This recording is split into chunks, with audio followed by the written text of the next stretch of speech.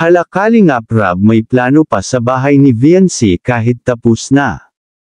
Pero may problema dahil mga sponsor ay ayaw na.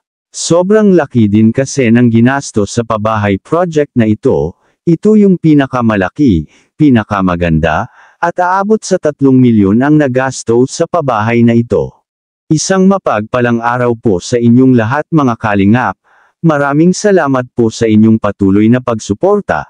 At huwag nyo kalimutan like ang video na ito, pakiusap tapos panoorin ang video para maintindihan ang buong laman nito. Maraming salamat din po sa inyong patuloy na pagsuporta kay Kalingap Rab, Ate Edna Vlogs at Kuya Val Santos Matubang. Sa Kalingap maraming mahirap, na matutupad ang pangarap.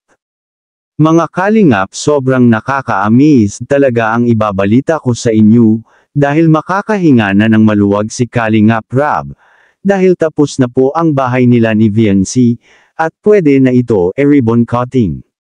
Grabe, napasayaw na lang si Kalingap Rab sa tuwa, dahil dati ay pangarap niya din magkaroon ng ganitong bahay noong hindi pa siya vlogger, pero ngayon ay di niya sukat akalain na beneficiary niya talaga ang mapapatayuan niya ng ganito kalaking bahay.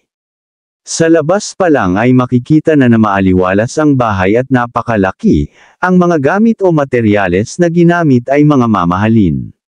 Pati ang mga pinto ay pinaganda pa ng todo. May makikita ding chandelier sa ibabaw, na sobrang nagpaganda, lalo na kapag pinailaw ito. Ang hagdanan ay may magandang railings at mga design. Para safety ang titira dito. Sinabi ni Kalingap Rab na tapos na ang pabahay nila VNC, pero may plano pa si Kalingap Rab dito. May balak pa siyang idagdag. Narito ang sinabi ni Kalingap Rab at ang kanyang plano, panoorin natin. Dream house itong mga Kalingap. May mga sobra pa dito. Itong mga sobra pwede yan sa kung mapatayo pa tayo ng dyan sa labas, dirty kitchen. Yan. Actually, mas maganda talaga dito may dirty kitchen.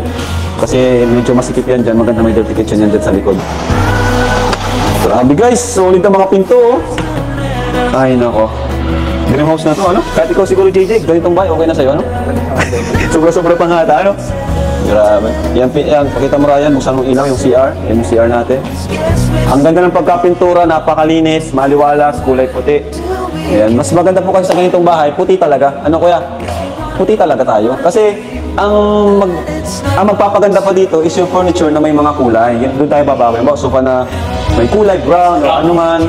Kaya ito puti lang siya kasi dadagdagan pa ng mga furniture na makukulay. Kasi pag tinalay natin siya ng iba na, medyo mahirap na siyang pilihan ng ibang kulay na, na furniture. Tara, taas tayo! Grabe talaga. Paganda ng tiles. Napakalinis, napakapulido. Grabe. Ganda ng pagkapintura. So ito guys, eto na po. Video mo siya deliver yung details. Bihira. Galing. Galing nila Supermac. Congrats sa grupo ni Supermac. Super Andoy. Wow, grabe, ang ganda naman ang naisip ni Kalingap Rab. Subalit ang mga sponsor ni VNC ay pansamantala munang hihinto dahil sa laki ng gastos nila simula nang umpisahan ang pagpapagawa sa bahay nila VNC. Anong masasabi mo tungkol dito mga Kalingap? I-comment mo lang sa baba ang gusto mong sabihin at ating babasahin isa-isa. Maraming salamat po. To God be the glory.